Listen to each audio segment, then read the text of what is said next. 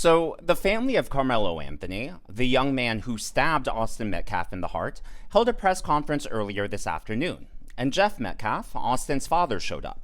As you can see, he was standing in the very back. He was wearing sunglasses in an effort to be discreet. He wasn't causing a scene or trying to draw any attention to himself. Apparently, Carmelo's parents haven't reached out to Jeff or the family at all, not even an I'm sorry or any condolences. So Jeff showed up to see what they had to say. But Carmelo's parents decided not to start the press conference until they had the police escort Jeff out of the building. We asked that y'all please follow me. Oh, the irony of Carmelo Anthony's representative saying, you need to leave, you're not supposed to be here, which, of course, is the exact scenario that led to the stabbing in the first place.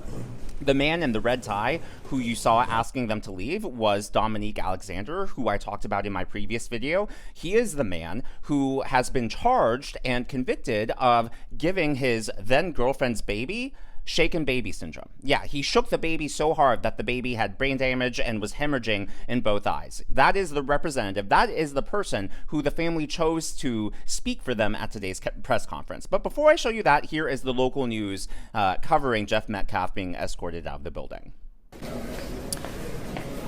If you take a look at your screen now, what you are looking at is video of Jeff Metcalf being escorted out of the co-working space where the Next Gen Action Network's office is by Dallas Police. You see that there.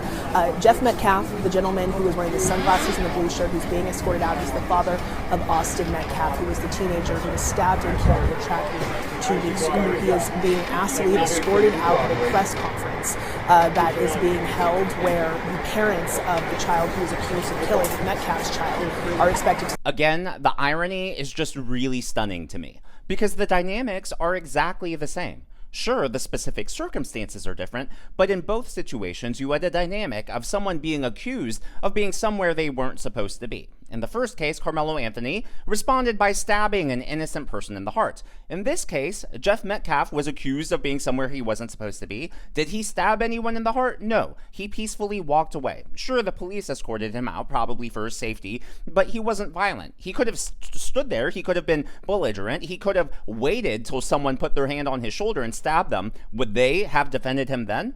I mean, it would have been the exact same situation. For whatever reason, I doubt it. But once Jeff Metcalf was out of the building, they finally started the press conference. And you would think that Dominique Alexander would go on to the case and make the case for Carmelo Anthony. But instead, he focused the entire opening on Jeff Metcalf and attacked him for being there. And all I'm going to say, so it don't be asked later, is that was disrespectful and just shows you all the character who was not invited. He knows that it's inappropriate to be near this family, but he did it. And so I say to people, actions speak louder than words. Okay? What he has failed into is the political operatives that want to make this thing a political thing of hate, yet bigotry, and yet racism. We have conservative operatives that have been posting nonstop about this case. Well, a lot of racial agitators on the left have been posting nonstop about this case, so it's really rich of him to talk about how it's been politicized on the right. But before I get into all of that, he brings up about how disrespectful it is, right? As if showing up to a press conference and being peaceful is more disrespectful than having your son stabbed in the heart and brutally murdered by someone else for no good reason. And it was no good reason, because if it truly was in self-defense, Carmelo Anthony at this point would have spoken out, right? He would have said, no, Austin Metcalf was attacking me, he was shoving me. At the very most, it was Austin Metcalf put his hand on his shoulder, maybe shoved him, but there's no indication of an altercation or of a fight or of any bullying. The accusations of bullying, by the way, because I've had a lot of people coming and bombarding the channel with comments, there's been no official proof of bullying. The only accusations of bullying are coming from leftist social media accounts who are known for race baiting and known for just making stuff up and posting it on social media.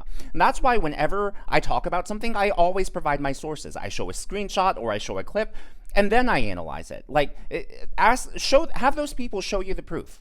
there is absolutely no proof that there was a fight or an attack. Also, even more irony, as if all of that wasn't enough, Dominique Alexander had the gall to talk about actions speak louder than words when he himself is a child abuser. Again, he's been charged and convicted of giving his then girlfriend's baby hemorrhages in both eyes, brain damage, from shaking it so hard. And yet, Carmelo Anthony's family chose him to represent them, chose him to be the spokesperson for their son. What a joke. And then last but not least, he also had the audacity to talk about how the right is using this situation to talk about race. Oh, really? It's the right making this about race? You should listen to your own words in your own press conference. And that is your constitutional right? It's people out here reminding us of the black struggle in America. Carmelo Anthony stabbed an innocent young boy in the heart. Based on all the evidence we have so far, he's raised nearly $500,000. His family is now buying a $1 million home. They're now using that money to buy that home, and they're also using the money to get private security. That is the black struggle here in America. If anything, I think it's a privilege. If anything, I think that y'all are living high and mighty here. Now, despite everything that's happened, Jeff Metcalf has already forgiven Carmelo Anthony as well as his family. And in fact, even after everything that happened today, even after he was escorted away from the press conference, he reaffirmed his forgiveness of Carmelo Anthony. And the reason I wanted to bring that up is because a lot of online content creators, especially those on the right wing, have been criticizing Jeff Metcalf. They've said it makes him weak, he doesn't have a spine. I've seen a few say that he should have his man card revoked. I just want to go on the record saying that I disagree with all of them. I think it takes a lot of courage and strength and conviction for Jeff Metcalf to say what he said and to forgive someone who has caused so much harm and pain to his family. After all, the entire Christian faith is based on forgiveness. Now, forgiveness does not necessarily mean that he doesn't want justice to be done. You can have both. Both of these things can coexist. I think all he was saying was that he's not going to hold a grudge in his heart. He's not going to allow it to harden his heart. But that doesn't mean that he doesn't want justice to play out. I mean, justice and forgiveness, mercy and justice, all of those things in the Christian faith go hand in hand. You can't have one without the other. And I think that that's all he was saying. So that leads to the question of the day, because as you know, I don't like preaching to my audience. I, of course, will give my opinion, but y'all are free to make up your mind, and it's okay if you disagree with me. So what do you think about Jeff Metcalf's statement? I'm not going to air it here because it's been played on a lot of different channels. It's already gone viral, not just on the news, but all over social media. Do you think it makes Jeff Metcalf weak to say that he's forgiven Carmelo Anthony? Do you think he shouldn't have said it? Or do you agree with me that you can have both, that both can be true at the same time, that you can forgive someone in your heart, but still want justice for your son? Let me know your thoughts down in the comments below. Now, the Democrat Party is still in turmoil. They are just still wandering in the wilderness. They have not found their way out. And even worse news for them is AOC is rising. According to Mediaite, shock poll, AOC a close second place behind Kamala Harris in 2028 Democratic primary. Now, of course, the polls don't mean anything this far out, but right now AOC is at 21.3%, whereas Kamala Harris is at 27.5%. So they are really neck and neck up there. And the best part in all of this is we all know that AOC's rise is making the party elders sweat.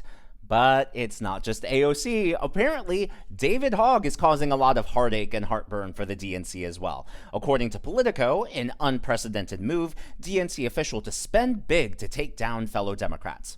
So, David Hogg was recently elected vice chair of the DNC, and that unprecedented move is he's going to use DNC money to fund primary challenges to congressional Democrats that David Hogg doesn't think are far enough on the left. Yeah, so in the past, the DNC never spent a dime on primary challenges because they would have rather held on to a safe seat than run an ideological purity test. And we see this in the structure of the DNC itself, right? They're all about seniority. That's why people like Nancy Pelosi and Chuck Schumer hold so much sway in the party. Well, David Hogg has put himself in the crosshairs by starting to target some of those safe congressional seats. And James Carville is so upset that he's now calling on the DNC to sue its own vice chair. You gotta love it. Somebody sued David Hogg. He's an officer of the Democratic National Committee. He is the vice chairman of the Democratic National Committee, and he's running against other Democrats. I would like to know, and you went to law school, does he have a fiduciary duty toward Democrats? If you work for News Nation, you can't promote CNN. That's because you work for somebody else. You have a fiduciary duty to your employer, which anybody can understand. He's being paid to run against other Democrats. I think it's an outrage. I don't know if I have standing, but I might give the DNC $10 and sue him. He's a contemptible little twerp, if you ask me. Sue his ass, Jim. I'll have you on the show to talk about it. I might. I don't know if I have standing, but somebody can standing. Sue his punk ass. Start it right on this show. Yeah, the Democrats are definitely eating their own right now. With all this infighting, it's no wonder that a radical like AOC is rising, because whenever there's a vacuum, it has to be filled, and the loudest, most radical voices usually are the ones to fill that.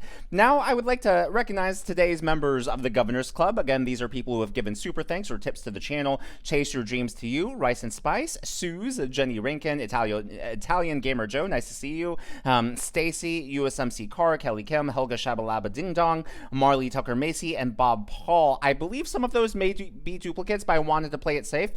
So if there are any duplicates in there, just a double thank you, appreciation from me. Last story of the day, Leticia James. In case you haven't heard of this, according to CBS, New York Attorney General Leticia James accused of possible mortgage fraud.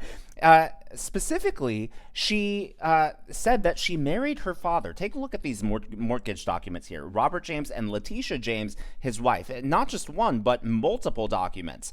And so this, of course, will be investigated. And as she was leaving her condo in New York City, she dodged questions. The New York Post was there. She dodged questions about mortgage fraud, scandal outside her NYC home, pretended to be on the phone. Apparently, there was another shot, and similar to Kamala Harris not being on the phone, Leticia James was not on the phone. It's almost as if there's a pattern here. And you would think, if you're not guilty, why not just say it? Like, I get that there's always, I need to speak with my lawyer and I want a PR firm handling this. But to me, again, as someone who doesn't know anything about law or anything about, legal strategy, I would just think if you've done nothing wrong, like, how are you going to say anything that's going to incriminate yourself? I don't know. To me, whenever innocent people are accused of something, they are usually very adamant. I did not do this. I didn't do anything wrong. We saw that with President Trump. Yet Leticia James is avoiding the spotlight. She is suspiciously quiet. Same thing with Carmelo Anthony. You would think that he would be making the case that it was self-defense, but instead, they're all staying quiet. Makes you wonder why. But as always, all of that is just my analysis and commentary. That is what's going on in the world of politics from my point of view, and I would like to hear from you. Again, the question of the day is, what do you think about Jeff Metcalf saying that he's forgiven Carmelo Anthony? Do you think that it makes him weak, that it makes him lack a spine, that he needs his man card revoked, like some online influencers and content creators are saying? Or do you have my take on things, that multiple things can be true at once, that you can forgive someone in your heart, but still want justice, still want to follow the rule of law? If you haven't already, please be sure to give me a thumbs up. I know it's a simple thing to ask, but it really does help me reach more viewers like you in the algorithm. Be sure to smash that subscribe button and to check out one of these videos.